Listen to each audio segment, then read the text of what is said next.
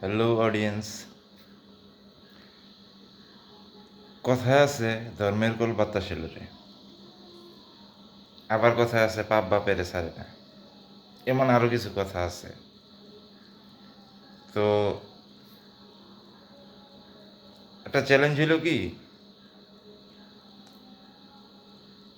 সৃষ্টিকর্তা, এটা ইঞ্জিলের কথা, ইঞ্জিল শরীফের কথা। ইঞ্জিল শরীফের একটা জায়গায় বলা আছে সৃষ্টিকর্তা সবাইরে চিনেন, সৃষ্টিকর্তা কারোর না চিনেন না, সৃষ্টিকর্তা আমারেও চিনেন। তো সেই কথা অনুযায়ী আমার বক্তব্য এইটাই, সৃষ্টিকর্তা সবাইরে চিনেন, সৃষ্টিকর্তা আমারেও চিনেন। আচ্ছা, তো এর জন্যই আমি যদি এখন আমার জীবন বৃত্তান্ত বা বায়োডাটা আমি যদি সবাইরে যদি চ্যালেঞ্জ করলাম, যারা খ্রিস্টান বিরোধী বা অ্যান্টিক্রাইস্ট। অ্যান্টিক্রাইস্ট তো শুধু দাজ্জাল এমন না, অ্যান্টিক্রাইস্টের অভাব নাই দুনিয়াতে। তো এই অ্যান্টিক্রাইস্টের যদি আমি চ্যালেঞ্জ করি যে তাহলে আমার বায়োডাটাটা কী হওয়া উচিত, এটা তারা ফিল আপ করুক। জীবন বৃত্তান্ত, নাম, পিতার নাম, মাতার নাম, ঠিকানা, মানে বর্তমান ঠিকানা, স্থায়ী ঠিকানা, বয়স, উচ্চতা, ওজন, গায়ের রং, তারপর কর্ম বা পেশা, তারপর অভিজ্ঞতা, শখ, ইত্যাদি ইত্যাদি, বৈবাহিক অবস্থা, ইত্যাদি ইত্যাদি। এগুলি কোনটা কি হওয়া উচিত, এটা তাহলে অ্যান্টিক্রাইস্টদের সাথে যেহেতু আমার একটা দ্বন্দ্ব সবসময়ই চলে, তাহলে তারা ফিল আপ করুক, ফিল আপ করে তাদের স্বাক্ষরটা নিচে দিয়ে দিব যে এটা তার স্বাক্ষরিত, মানে যে আমার এই ফর্মটা ফিল আপ করছে তার স্বাক্ষরটা নিচে থাকা উচিত। স্ট্যাম্পেই স্বাক্ষর করে দিক, অসুবিধা নেই। তারপর আমিও দেখবো যে সে এই কাজটা কইরা কীভাবে সে বেহেস্তে যায়। অ্যান্টিক্রাইস্টরা তো মুসলমানরাই তো অ্যান্টিক্রাইস্ট। অ্যান্টিক্রাইস্ট যে শুধু ওই দাজ্জালের গ্রুপ তেমন তো না।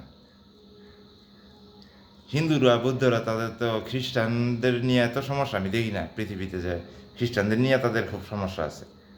শুধুমাত্র মুসলমানদেরই খ্রিস্টানদের নিয়ে সমস্যা। ইহুদি এবং খ্রিস্টান এই দুইটা জাতি মুসলমানদের সবচেয়ে বড় সমস্যা। তো এই দুইটা জাতির কাছে মুসলমানরাও সবচেয়ে বড় সমস্যা। তো সেই কারণে আমি চ্যালেঞ্জ করলাম আমার জীবন বৃত্তান্ত তারা লেখা, তারপর এটা নিজেরা স্বাক্ষর কইরা ওইটা পারলে বাস্তবায়ন করুক সারা দুনিয়াতে।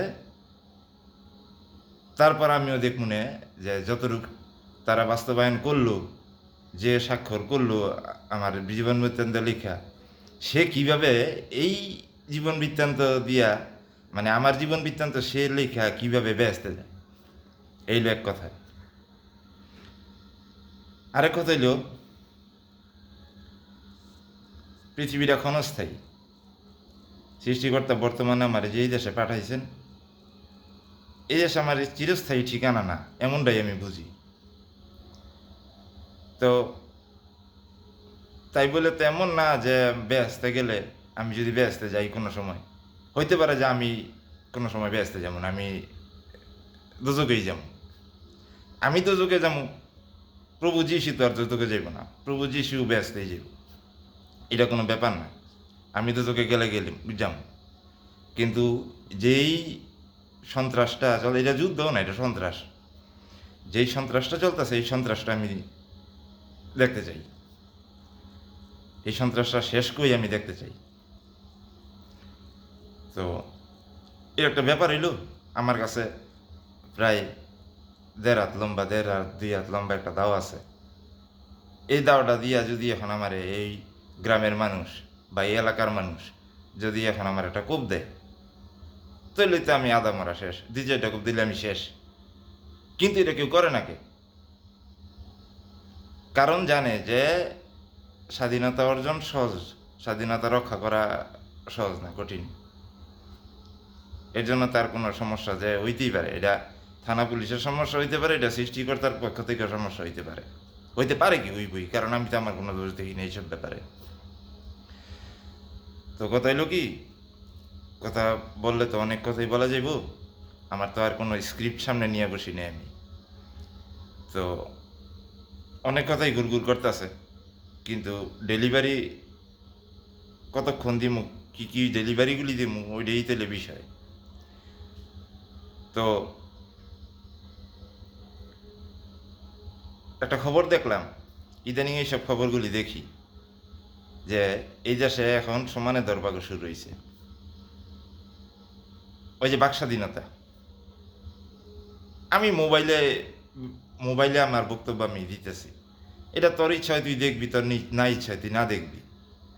আমি কালকে তো নাস্তিক একটা ভিডিও দেখছি, তাদের কথা হলো ওই যে নবী রাসূলদের ব্যাপার কি, নবী রাসূলরা বেশিরভাগই আসিল ওই রাখাল, সৃষ্টিকর্তা তাগরেই খালি পাইল যে তাগরে খালি নবীয়ত দিয়া দিল, রিসালাত দিয়া দিল, আর এরা নবী রাসূল হইয়া গেল।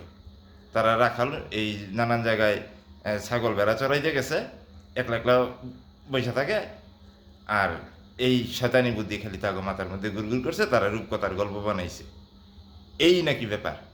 তারা কোনো মোজেজা টোজেজায় বিশ্বাসী না, তারা নবী রাসূলের ব্যাপার এগুলি তারা তাদের কাছে কল্পকাহিনী, তাদের কবরগুলি এক একটা কি আমি জানি না, এই ব্যাপারে কিছু বলে নাই।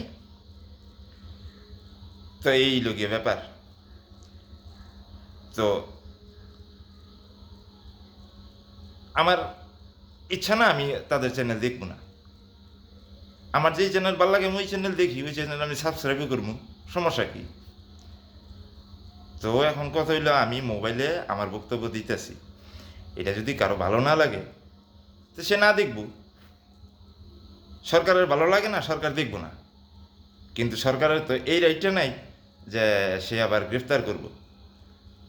তো এখন এটা বাংলাদেশে চলতেছে, তাইলে কয়দিন আগে যেই সরকারটা আসিল, ওই সরকারের দোষটা কি আছিল? সাইবার সিকিউরিটি অ্যাক্ট, ওটাতে একই ঘটনা ছিল। সে সাবধান কইরা দিছে যে আমাদের বিরুদ্ধে বললো না। আর এখন যেটা চলতেছে সাইবার সিকিউরিটি অ্যাক্ট সম্ভবত এখন নাই, কিন্তু সে সরাসরি গিয়া গ্রেফতার করে, ভুয়া পুলিশ পাঠাইয়া বা সত্যিকারের পুলিশ পাঠাইয়াই তারা গ্রেফতার করে। তো কখন যে কে গ্রেফতার হয়ে যাবে কে জানে।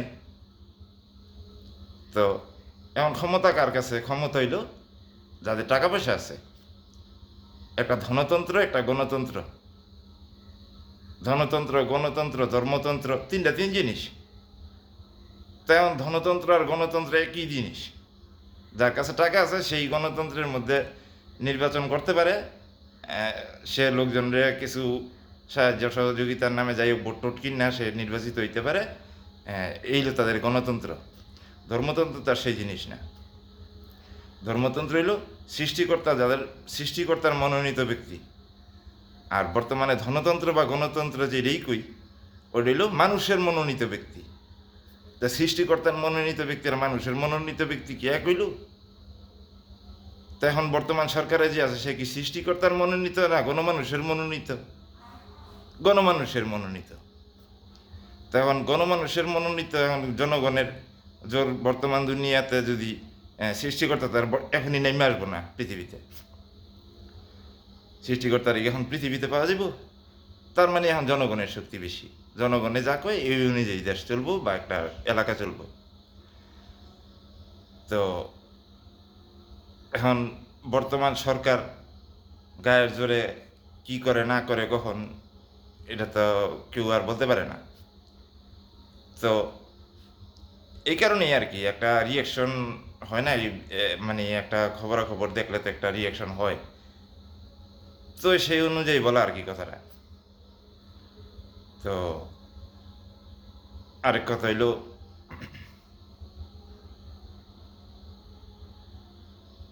সবার গল্পেরই একটা শেষ আছে। আমি ইন্টারনেটে ভিডিও ছাড়ছি 9টা, যে কটা ছাড়ছি ওই কটাই, মানে 9টাই সম্ভবত। কিন্তু আমি ভিডিও ধারণ করছিলাম আর 2-3টা বেশি, ওই ভিডিওগুলো আমি ইন্টারনেটে আপলোড দিই নাই। কারণ কি? কারণ হলো একই কথা, একই বক্তৃতা এক একজন মানুষের মুখে যদি একই ঘটনা বারবার আসে, এটা ইন্টারনেটে দিয়ে আর লাভ কি? বরঞ্চ আমি আমার চ্যানেলের স্বার্থ চিন্তা করছি যে একই ঘটনা যদি আমি ইন্টারনেটে ছাড়ি তা আমার চ্যানেল তো এমনিই চলে না, আরও চলবো না। খুব এই লোকের কাছে গেলে একই কথা একই কথা, এই লোকের চ্যানেল সাবস্ক্রাইব করেও লাভ নেই, এই লোকের ভিডিও দেখেও লাভ নেই। তো যেই কারণে ফালতু আমি মানে ওইসব একগুয়েমি জিনিস আর আপলোড দিই নি আর কি। তো সম্ভবত এটাই আমার লাস্ট ভিডিও। পরিস্থিতির উপর নির্ভর করব পরবর্তী ভিডিও হইব নাকি হইব না। তো বিদায়।